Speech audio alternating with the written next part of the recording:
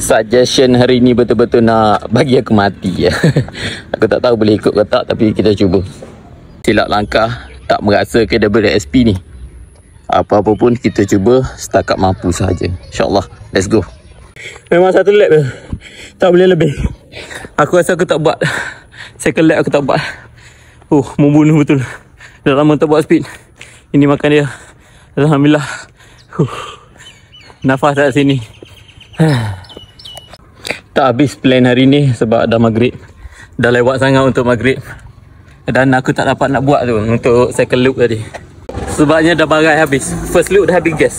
Dah lama sangat tak buat speed kan. Tak apa, janji jangan putus asa.